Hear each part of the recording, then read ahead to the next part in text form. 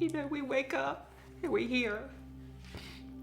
Growing up with children and, learning to speak properly, you never realize that the hearing is so important. It can be so involved.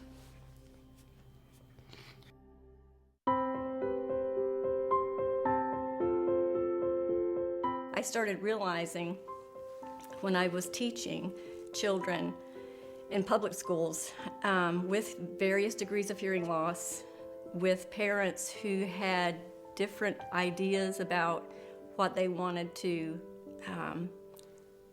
have as the educational goals for their children, I started figuring out that all of these parents didn't get the same information, and it became very important to me to make sure that the parents started to have unbiased information given to them. The deaf community is not just about sign languages, also about oral and spoken language, it's about human speech, and it's about hearing loss, hearing aids. We are diverse. I think I was a little closer if you use an onion as an example, the layers, and they say that, the center of the onion is the deaf community, deaf, culturally deaf. It was the attitude towards deafness. Some of my sisters, their attitudes toward deafness wasn't that great. That was my opinion. We are more than just sign, we are more than human speech. There may be some who may hang on to that mentality of, the culture, well, that's the culture, but that's not the community. We have different cultures within the community. The next layer would be a sibling or a deaf child or a hearing child of a deaf adult, and then it goes out from there to where you can't get in that center. And I thought, a cochlear implant? Okay, you've got to be kidding me. I'm thinking, you really want me to think about getting a cochlear implant? My answer was flat out, no. Hell no. So I feel like I really appreciate deaf culture for what it is, but I'm not part of the deaf culture because I didn't grow up with it. I don't sign well, but I can interact with them. I can share their values, so I'm able to understand well enough what they believe in. I may not agree with them, but I can argue with them, what the ideas are. I'm thinking, you want me to get a cochlear implant so that I could hear my own children's voice. I mean, that cut deep. As a deaf person, her perspective and the way she approached me with that hurt. I didn't view it as a disability.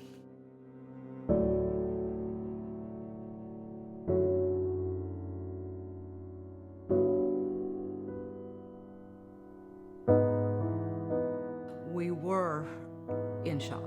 We were. Certainly the test had to be wrong, etc. And they would retest Tanner, and he flunked it again. So we knew that he had a hearing loss, but we did not know to the extent. The shock hit in then, and the denial right then, probably within the hospital. They would test to see if I had any hearing loss. And of course I did. And then that's when my parents were shocked and to find out, and very upset with the other experts saying that I had this and this, and my hearing was perfectly normal. So I'm very grateful that they got a second opinion, a third opinion, to make sure. But I do know that when she found out I was deaf, she was heartbroken.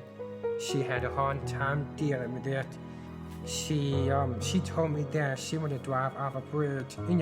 She felt like in the end of her life because what she knew of deafness was that no functioning, people, which was not the case. There are quite a few deaf people that are successful. Of course there was denial because, you want the best for your kid. You don't want your kid to be any different than, anybody else. We would hear the stories from the audio-verbal therapist that a lot of the parents just ignore that there's, no hearing loss with their child, that it's not a problem. There's some parents that do go through the denial of it and don't take that next step and get their kids' hearing fixed.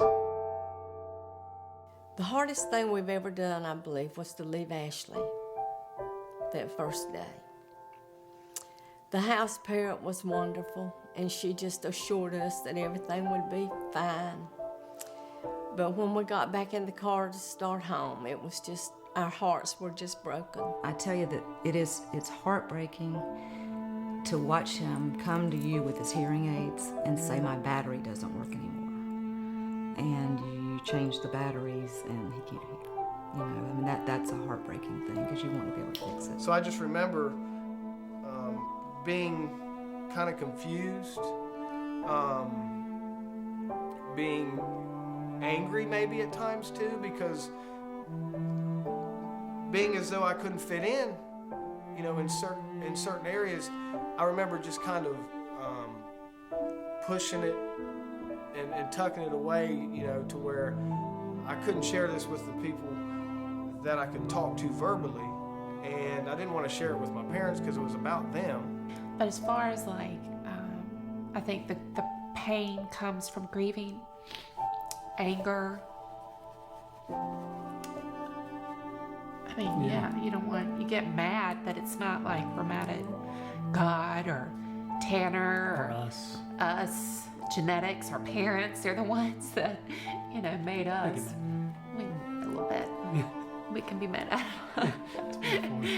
Came from the Hosley Yeah, side. it came from her side. I went through different stages, of course. It's, at some point in time, it's pointed out that your mom is different. Why does your mom talk different?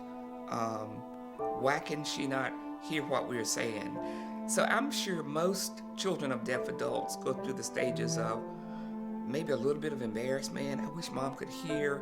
You know, I wish people didn't pay attention to the way she talks. We went through some big time emotions as far as why our baby.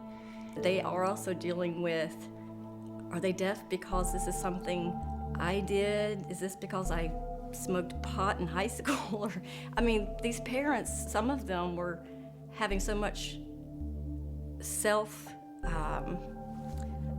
just so much struggle because they were grieving because something was wrong with their child.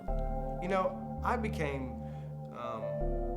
frustrated and was kind of, I guess, rebellious at a certain time in my life because there became a point where I was angry that my parents couldn't hear. I was frustrated because I didn't know where I belonged. I didn't know where I fit in. There was some depression there, I guess, in a sense of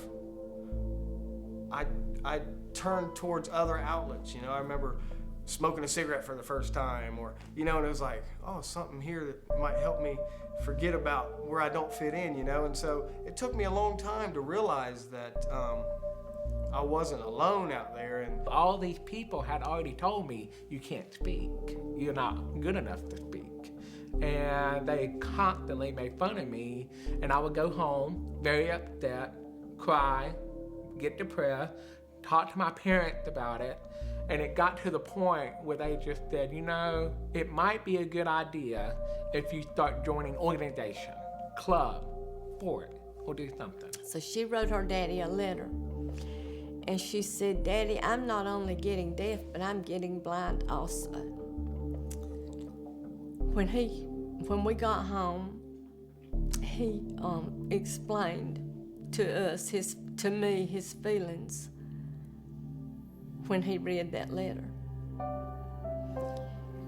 Of course, there's no way to explain how you will feel when you hear that your daughter is gonna be deaf and blind. The speaking thing, I think that was more hurtful than anything else, because I had already accepted the fact that I did have a hearing loss, but I couldn't accept the fact that I sounded different from everyone else, and that's what upset me the most. You go through the process of you're mad again, but you've got to accept it. as a child, some of the struggles, I think, with acceptance in my childhood with everybody else in the neighborhood that I was around, could just say, "Hey Mom, I'm going to the store. Hey Mom, I'm going to play with Joey." And I had to flick the lights or bang on the floor or throw a pillow at my mom just to get their attention. Accepting her deafness, I think, was just a process of growing from youth, teenager, young adult, senior citizen, total acceptance as a senior citizen. You go through that grieving cycle over and over. I mean, you know, you may skip the shock and the denial, but you're always I think I getting one. grieve when a situation happens. Yeah.